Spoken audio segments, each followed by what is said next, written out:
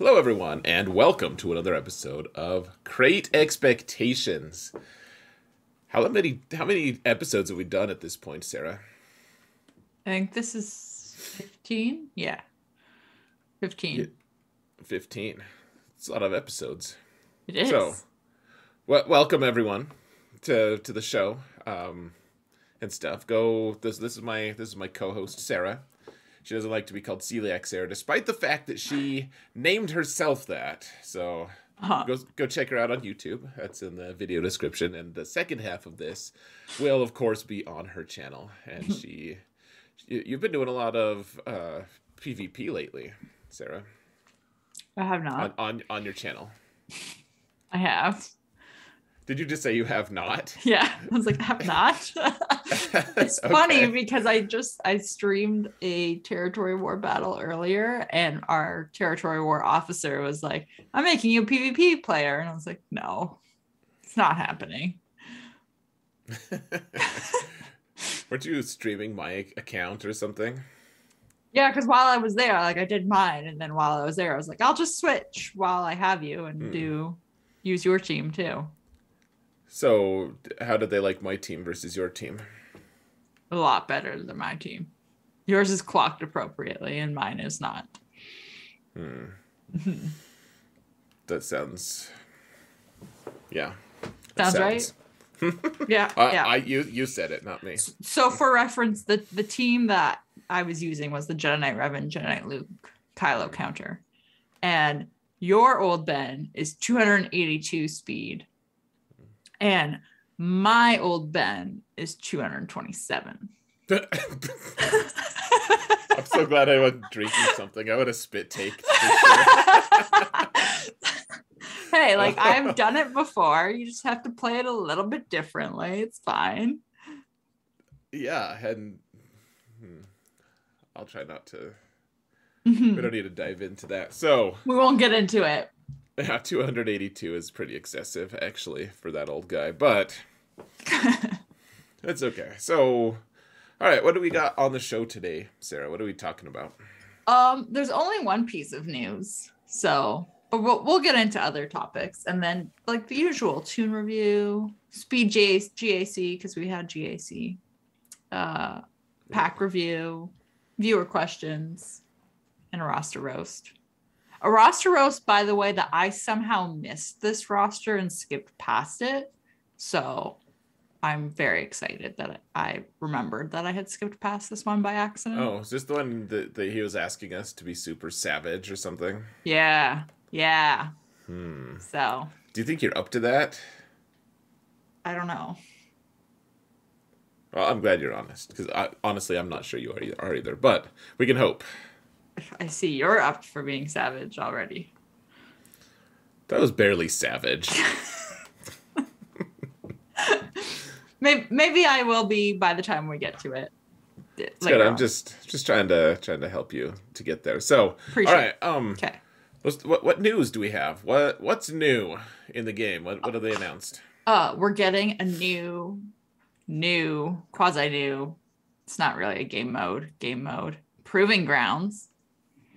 Do you think it's gonna be like it's gonna get like a slot like the Cantina battles or Arena Table or Galactic battles? Do you think it'll be on something somewhere there, or is it No. going to be a new? It's a new game mode that just exists in events I think it's every just once in going a to while. exist in events So, yeah, that because it's what, once a month? maybe. Did they say that? I'm pretty sure they said it was like a monthly. Let me pull it up because I I'm pretty sure I remember reading monthly. Da, da. Well, I don't know, but This event. you might have gotten the Canada release. So, Touche. This event will have a monthly cadence. okay. Well, So a monthly that actually doesn't necessarily mean that it'll only be monthly. It'll just be like they'll set it per month. okay. Like Radis, for instance, like the Radis event is Okay. twice a month, kind of, for the most part, right? Sure. I don't pay attention to when that event is, to be honest with you. I'm Ooh, just gonna say yes.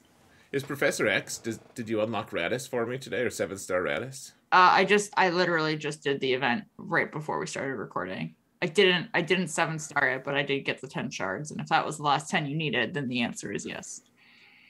You're welcome. Thank you. I really should have just done that, knocked it out before GAC lock. Actually, that would have been helpful. Completely forgot. Sorry. That's No, I half should on have. me. I'm saying I should have. Yeah, it's your folks, account. This is the awkwardness of running an account with someone. Is like you both like apologize for not doing an event in time. You're like, we both let each other down. It's weird. Yeah, it is weird. It's your account. I know. So you don't care what happens.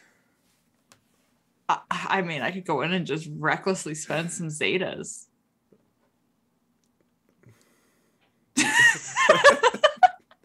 See how fixed my smile is? I won't, but I could. Gosh. And this is the extortion I live with day to day, folks. All right. So anyway, what do you think of this new quote unquote game mode? I think it's fine. I have no issues with this. It seems like they're limiting the really good characters. So like they made Razor Crest farmable that's in an actual node now. But then Cat, I was always like, are they really gonna make a character of her caliber farmable on some like random like dark side node or something? It always just seemed a little like weird. Yeah, crazy. Like maybe she should because she's better than a lot of like totally not Galactic Legends, but the legendaries is what I'm trying to think of. Like she totally fits in there, and so I'm like, I don't think a new account should be able to just day one start farming her. Right, because you can't just day one start farming Jedi Knight Luke. Right. Yeah. Right. It's the same idea. Yeah, totally. I absolutely agree. I know some people were, a lot of people are upset that you're not going to get to be able to play it because if you have the character, you can't play it. So, yeah. My reaction when I read it, because you saw like the headline as like new game mode, my reaction was, oh my God, there's another like dread of another game mode, like another thing to put time into, especially during like that hell week of Conquest, Grand Arena, and Lightside territory battles. Like I was like, this is just not going to be good. And then I read it and I was like, oh, I don't have to worry about this. Okay, we're good. Like it didn't even cross my mind to be upset that I don't get to play it. Like I don't care, because at the end of the day, I've had Cat since day one unlock. That is my reward, is the advantage of having her for that long. And people are like, oh, well, like, just give us like a few shards, like not as many, or like all of this, whatever nonsense that you don't get to play the event. I'm like, well, when you go back, Professor X just got Jedi Master Kenobi unlocked. I can go back and play those tiers over and over again for you. They're not going to give me more shards. I think the people are just sad that they're potentially missing out on some fun gameplay. It's a similar, like they're the same crowd who are like, hey, could we replay these marquee events of old? Right. You know, because really, I mean, in some ways, you have to think like some of those marquee events are a little bit, classic-ish. Like the argument that I've seen from the majority of people is we are missing out on shard shop currency. That's the argument that I've been seeing. And I'm like, I don't really think it's a miss out per se, because nobody is getting shard shop currency from this. Right. Yeah. This event, because that's what I'm going to call it. It's not a game mode, but right. This event is not going to be generating a single shard shop. I guess maybe like on the so they're like, okay, you do this mission, you get 20 shards or whatever, right. And you only need 15, so 5 of those will probably go to the shard shop. Right, but like, and then you'll just be blocked from playing it anyways. So exactly, then it's done. It doesn't matter. Yeah. So, yay for new events that are called game modes. I feel like it's also just a double-edged sword because people want to play it, and then if it was an actual game mode, that not like I'm assuming it's going to be a 1-day type of event, and we obviously don't know. They haven't told us yet. I feel like if it wasn't that and it was like a full-blown game mode where you would have to invest time and like conquest or territory battles or whatever, people would be like, oh, another thing, this is such a time sink.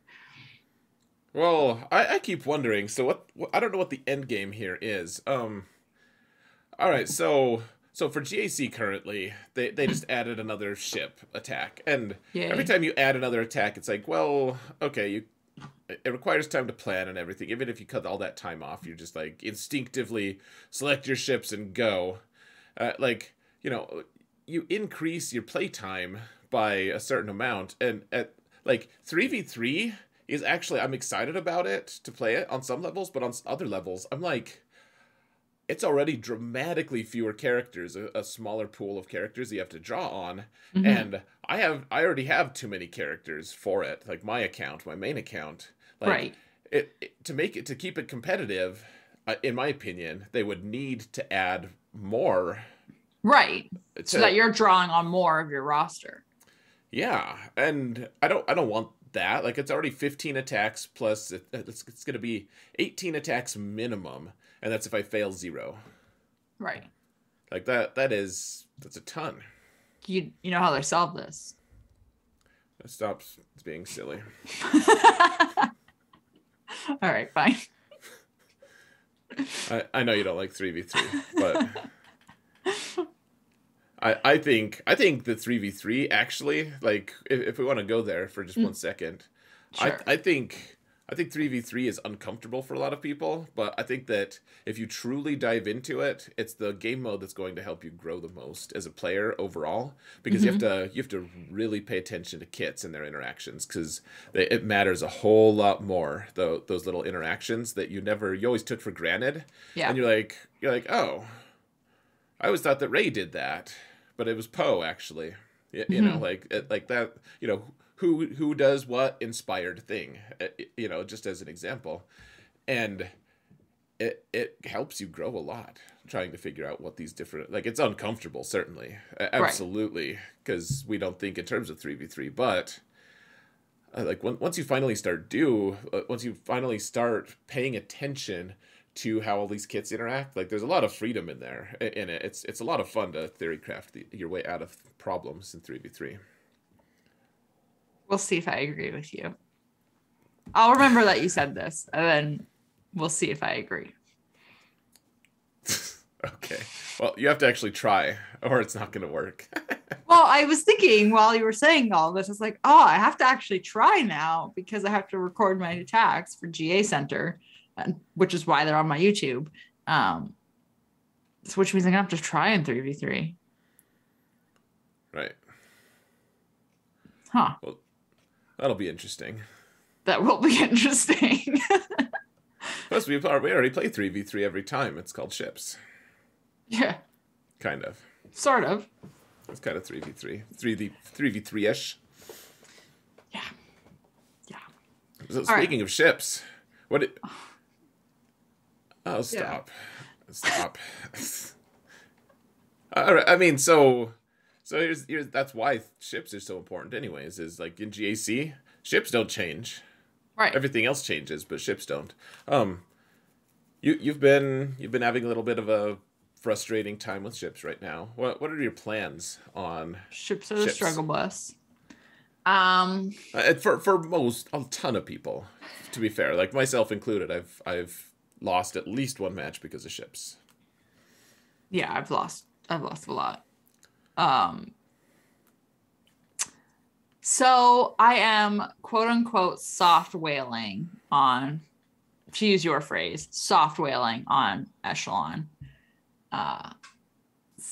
Okay. That I'm hoping will give me because I already have those pilots very strongly geared. Like, they're already relicked because I have Kylo. So that makes sense. It seems like it will be the fastest way to a strong ship or a strong fleet, another strong fleet. And then I can go and fix my rebels, because my rebels are in dire straits. You know, to use the phrasing you told me the other day, if you had good rebels, you could one shot that. I mean, just speaking truth. But it's true. If I had good rebels, I probably could have one shot it. And I don't have good rebels, so I need to fix that next. Yeah, it's important. Ships. I mean, it's escalated dramatically. It's insane. And like, so I can't remember if I've talked to you about this or not, but what I noticed having 3 ships on defense now is when I go in to use a burner fleet, I have no idea what I can even send in as a burner in terms of the ships I'm sending with Mace, because you know it's going to be Mace. Like, sorry, bud. King of the burners. Sorry, bud. It's you and three sacrificial lambs, and I'm like, I was looking at my roster of fleets to choose or ships to choose from. I'm like, I don't even know who I can pick here because I feel like I need all of you. Have you farmed all the ships? Yep. Honest Jed question. You have farmed them all. Yep, I have every ship unlocked. So you have a plan for Scimitar and Sith fighter? Well, like usually I'm like, they tend to go in my like nonsense backup Thrawn team, but now I'm like, maybe you're my burners. Yeah. Well, you're like, can't I just send Mace in alone? Yeah. Can Mace just do this? Like, but that was like my one thing. I was like, oh, okay, I want this ship. I'm like, he's not here because he's just on defense as a fluff like thing. Like, more ships, I guess, is my complaint. Hey, you have the Outrider now. You can use that as one of them. That's true. I do have the Outrider. Yep. 4 stars. Just doing things. Oh, you got a 4-star. That's fancy. Mm-hmm. I guess I got mine to almost 6 stars, but I was gonna say I'm pretty sure you got yours to 4-star, and then I remembered that I'm thinking about Professor X. Silly Professor X. Yeah. Okay, so, but like you hate fleets, and yet you're working on them because they're important. Right. I feel like you have to, and to be honest, so like I hate fleets. And I've had so many people message me to be like, oh, should I do in terms of like which galactic legend to go to? And every single person that's asked me this is, if I go this way, I will get this team and this team and this team. But if I go this way, I'll get a fleet. Mm-hmm. I'm like, well, I would get a fleet. I totally changed. Like I was saying, don't get Supreme Leader Kylo now, like just right, or maybe like get him eventually, but like he's not a good starter, and that goes contrary to what a lot of other people think, and you know, people get up in arms and it's great because I get clicks and engagement, and people are like, you're wrong, Zareth, I hate you. I'm like, thank you for the click, and thank you. Come again. Yep. Yeah, come disagree with me in a couple months, I'll post another one of these. But here's the thing, though. I did change my mind because you have to be. For me, I'm like, I'm not admitting that I was like wrong exactly, but things change, and ships are now so important that it escalates him from like the 5th or 6th to farm to the 1st. If you're a new player, like you got to prioritize because that fleet is really damn important. Yep. I had one player in particular say he was going to go his original plan after he gets Kenobi. Mm-hmm. So Kenobi would be his 2nd galactic legend. His 3rd was going to be C. And he messaged me and he's like, do I still do this or do I go for Kylo? And he showed me like how close he is on both of them. Like he's got the whole thing. And I'm like, I would go for Kylo because you're going to get a fleet. Yeah. Plus Kylo kills a lot of stuff. He's just really inefficient. Right. I was like, it's not like you're going to be not getting a strong character. I'm like, but fleets are, and he is a player who very similarly to Prevail Man is climbing the divisions very quickly and the leagues in Grand Arena. I'm like, you're going to need another fleet. Prevail Man. But it's like you're right. I'm making myself so nervous right now. I'm like, I'm like 8 skill points away from Erodium 1 Oh on that man. account. Like I could conceivably promote to Kyber by the end of the season. And Yeah.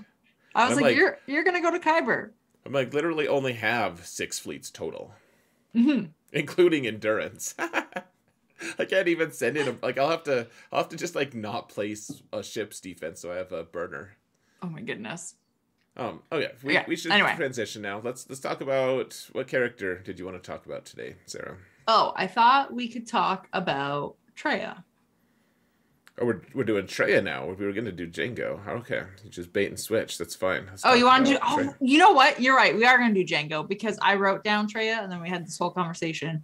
We'll do Django. Let's do Okay, Django. Janko, Yeah, Django. Um, Chingo. I just didn't change. You know what? We need to change the note right now so I don't do this again. Wow, I can't spell. We're good. Everything's fine. It sounds like it. Situation normal. Carry on. All right, so you don't like Django. No, I have a whole little avatar about how much I hate Django. Mm-hmm. Yet I have him Relic 7. Well, you have to. I know. He's not. Let me clarify. I don't like Django when he's my enemy. I like using Django. Fair enough.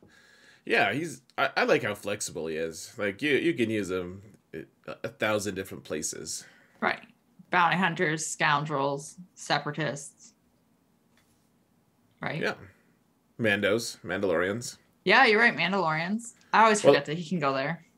Well, the reason I like him for like the only way I think about it is because he is really important to the Maul team to be able to counter some of the tougher things because you need someone who's doing a lot of consistent damage other than Maul. Like on that team, Maul on Lord Vader can do as much damage as he does without assists because Lord Vader and all of his supporting cast are backing him up like crazy. Right. They have really good synergy. But if it's just Maul alone on there, like if he's just alone, sure he does some big hits and he can kill some stuff, but then like you need someone else, and Django's the man for that. Like Canderous is like he's like the lapdog. He's like, look at me, I'm shooting 3 times, shooting 3 times, blah, blah, blah, blah, blah, and it's just like, okay, Canderous, we get it. Like we love your enthusiasm. Like now shut up, Sit down. and yeah, and Django's like, you want me to kill that guy? I'll kill that guy for you. No worries. You're like, I like you, Django. You're a good dude. Like I'll rocket him. It's fine. Yeah, rocket to the face. He's like, I'll pretend like they're the Reek or clones. Either one. Either way, I don't like it. Yeah. Yeah. So, no, he's. I like him there. But then you had a cool move the other day. Right. So I should say that I stole this from you. I'll give you credit. This was a test. This was a test. Credit. I will give you credit. So in my grand arena, I had a team that I was just like, it was a Treya team, and it had Gideon on it, and I just wanted to kill Gideon. I was like, I just want to kill Gideon and then see what I have left over if I can do anything. Which, spoiler alert, I could not do anything with my other teams left over. But oh man, that ruined it for me. Not gonna watch it now. Sorry. But wait, I already did watch it. The thought was I put Droidica lead in with Django, and I just took the 2 of them in. Because Droidica's a separatist, Django gets his payout right away. So he can just, do as he pleases. And that way I could ignore, I was going to ignore Sith Empire Trooper anyway, because of his Bounty Hunter's resolve. But I just wanted to rocket Gideon. I just wanted to send a rocket. That's all I wanted. I was like, I just want to rocket Gideon and kill him, and then I could see what I could do with my other characters, because then Gideon would be gone, right? Like I don't have to worry about this turn meter removal, and it worked. Okay. So Gideon died, and if I had something that could take out a Relic Treya team after the fact, then I probably would have done it. But yeah. That's fair. But it's a cool thing that it activates his contract. It doesn't Mhm. need a leadership ability. It's just a separatist leader. Exactly. Exactly. So Droideka was there to trigger it. Yeah. Yeah. Cool. Yeah, I was excited when you remembered that. So, other things to remember, folks, about Django. He's got a really complex and robust kit. So, he's got like his unique Zeta is amazing. It makes it so that he denies revives on characters. So, but it has to be on his turn. You can't call him to assist and have him kill them and then deny revives. Like it has to be on his turn. But That's he good can to know. also, his rocket pack is also, it can hit two different people at once sometimes, and that'll delete two people, if, potentially. Yeah. And that they're both no revives. Other things, if they're debuffed, you can do the conflagration ability, which, that sets them on fire. It's the burning one. It's like, it's the best use is on witches, like the Night Sisters. So, but the awesome thing is with the person you target, if they have a debuff on them, then you reduce their max health by, I forget if it's 10 or 20%, but it's Let's look. super nice. Oh, 25%. 25. And it's Ooh. stacking. Yeah. Oh yeah. So you can actually, I've done that to Malak a few different times. Like when it's just back in the day when it was like, man, bounty hunters are like one of the few teams that can actually finish Malak off. Like this is one of the reasons you could, because you reduce his max health by 25% a couple times, and then he's easy mode. Man. So, otherwise, his double tap on a basic only works if they have a debuff. But if they do have a debuff, then then it's a guaranteed double tap, as opposed to Boba, who does not have a guaranteed double tap unless they're a scoundrel opponent or target. So, Right. anyways, he's tons of fun. Tons of fun. Yeah. I don't know. I like him. I think he's fun. I don't really use his leadership very much though. I can't think of. I've seen a few Django led scoundrel teams on defense, but Yep. I don't think I really use his leadership very So, much. so the reason you would use his leadership, in my opinion, is, well, it used to be way more useful than it is now. Like you could use it to counter a lot of like Empire and Sith build teams. Like he was like an off meta counter to Traya back in the day, actually, back when Traya was the big meta team, because of all the debuff stuff that was going on. But the reason now you take his lead is to further escalate the speed race that's going on. So Yeah. so like a Queel who is already 350 speed gets another 30 speed, Yeah. and 380 is a lot harder of a mark to reach than 350. So so he's just he's a guy who escalates things, and he has then he has an AOE that helps with Bando's stuff, and he can be good, but. Yeah. Yeah, that's why I would do it. Yeah. Anyways, we are out of time on this channel, so we got to go to Sarah's channel here. So go click on the link. We'll do speed GAC right away over there, Sure. I and then guess so. viewer questions and stuff. Yeah. Yikes. Okay. Yikes, guys! Don't go to Sarah's channel. Go at your own Hey! risk. She's like, yikes. Yikes. Good promotion. Thanks. I'm kidding, guys. Click the damn link.